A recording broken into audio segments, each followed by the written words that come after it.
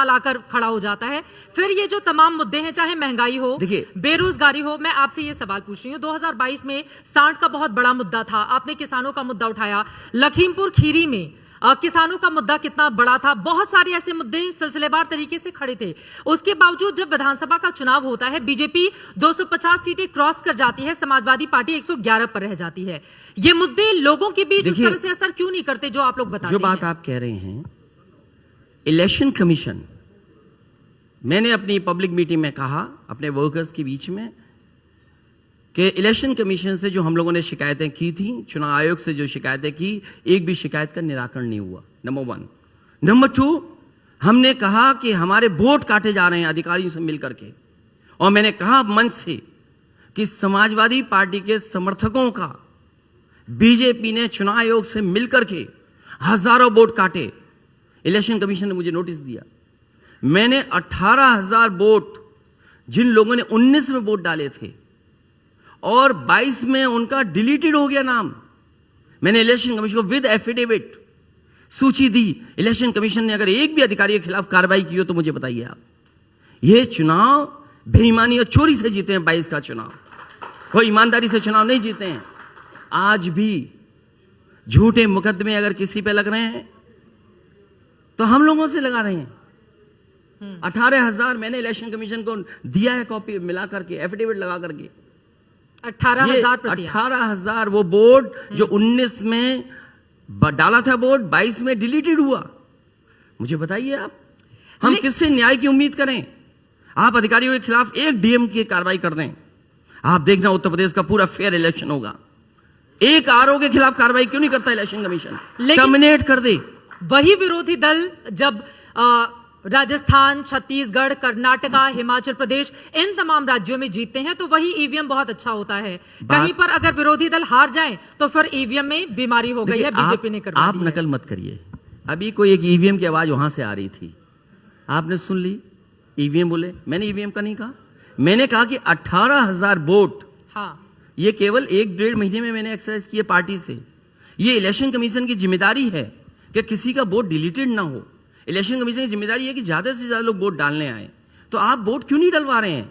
अगर कहीं शिकायत किसी पॉलिटिकल पार्टी ने की है तो उन अधिकारियों के खिलाफ कार्रवाई क्यों नहीं कर रहे हो? और क्यों चिन्हित किया आपने मुस्लिम और यादव का ही वोट कटेगा? आपने किसी और का वोट क्यों नहीं काटा? क्यों आपने यादव और मुस्लिम का वोट काटा? ये सवाल है। ठीक है, अगर ये कह रही वोट कटा है तो इन्हें इलेक्शन कमीशन को लिख करके शिकायत देनी चाहिए। ठीक है, थोड़ा और इस दायरे को आगे बढ़ाते हुए, चूंकि विपक्ष इंडिया को लेकर बहुत सारे सवाल हैं और कल ही खबर सामने आई है, कांग्रेस पार्टी के जो नए नवेले अध्यक्ष यूपी में बनाए गए हैं, अजय राय, उन्होंने बयान दिया है कि अमेठी से राहुल गांधी फिर चुनावी ताल ठोकेंगे और प्रियंका गांधी बनारस से चुनावी मैदान में उतर सकती हैं। कांग्रेस अपनी पूरी ताकत लगा देगी उनको जिताने के लिए। तो आप भी वेलकम करेंगे अगर ये दोनों नेता जाते हैं? केवल 2 सीट जिताने के लिए ताकत लगाएंगे? अरे सब सीटें जिताने के लिए ताकत लगनी है। अजय राय जी ने जो बयान दिया है वो उनका अपना स्टेटमेंट होगा, लेकिन जो भी ताकत लगाएं सब सीटों के लिए लगाएं। अमेठी और बनारस से लड़ना चाहिए इन दोनों ही नेताओं को? ये उनका अपना पार्टी का डिसीजन है। हमसे किसी से बातचीत नहीं हुई। आपकी मुलाकात होती रहती है? क्या बातचीत? मेरी किसी से बातचीत नहीं हुई। कोई बातचीत नहीं? मेरी कोई मुलाकात। ये कैसा विपक्षी गठबंधन है आप लोगों का? यही तो मित्रता है। ये कौन सी मित्रता है? हम क्यों बताएं हम किससे मिल रहे हैं? ये क्या बात हुई? अब जनता को तो बताना पड़ेगा ना कि आप क्यों मिल रहे हैं? कि हमें दोस्ती किससे करनी हो, कैसे करनी है, ये भी तो कमाल है फिर। लेकिन विरोधी दलों को अगर इस तरह से आप एक साथ हैं तो आपको ये जानना जरूरी है। क्यों बताऊं मेरी क्या बात हो रही है? अरे जनता को बताना है। जनता के सामने सब प्रत्याशी आ जाएंगे, पूरा अलायंस आ जाएगा, फिर क्या छिपा जनता से? अमेठी से अगर लड़ते हैं राहुल गांधी, वैसे भी रायबरेली और अमेठी दोनों ही सीटों पर समाजवादी पार्टी पिछले 3 लोकसभा चुनाव में अपने कैंडिडेट नहीं उतारती है, वैसे भी आप लोग समर्थन देते रहते हैं। समाजवादी पार्टी पिछले नेताजी और हम लोगों ने ये पॉलिटिकल शिष्टाचार रखा है कि कुछ सीटों पे हम लोग प्रत्याशी नहीं उतारते। उसके बावजूद अमेठी हार जाते हैं राहुल गांधी। मैं उस बात को आगे नहीं बढ़ाना चाहता हूं। और इसीलिए मैंने नारा दिया है कि ये अलायंस पीडीए से मिलकर के 80 की 80 सीटें हराएगा। नीतीश कुमार के फूलपुर से चुनाव लड़ने की बड़ी सारी सुगबुगाहट और खबरें थी, इस बारे में कोई बातचीत हुई है क्या? देखिए, हमारा हमारी पार्टी को तोड़ने के लिए बहुत सुगबुगाहट होती रहती है। अभी खबरें चल रही थी कि 2 विधायक हमारे जा रहे हैं, फिर पता नहीं कौन सा चैनल था वो चला था जैन जी जा रहे हैं। अब ये नया सवाल आपने खड़ा कर दिया। लगातार इस तरह की खबरें हैं, इस वजह से सवाल आपसे पूछा जा रहा है। हालांकि मीटिंग में क्या चर्चा हुई, आप खारिज कर दीजिए। अनपार्लियामेंट्री वर्ड नहीं है, लेकिन है ऐसा कि कुछ गप्पे चलती हैं, इस तरह की बातें चलाई जाती हैं। क्यों चलाई जाती है मुझे खुद नहीं पता। ये बातें सही नहीं है। मैं नहीं समझता हूँ ये बात ठीक है। ठीक है। नीतीश कुमार को लेकर एक और बात, चूंकि उन्होंने बहुत मेहनत की है विपक्ष इंडिया को एक मंच पर लाने की, कभी वो चट महागठबंधन, कभी पट एनडीए, कहां वो चले जाते हैं पिछले कई चुनावों में, ये लोगों के सामने है। अभी अटल बिहारी वाजपेयी जी की समाधि पर जाकर उन्होंने श्रद्धांजलि अर्पित की।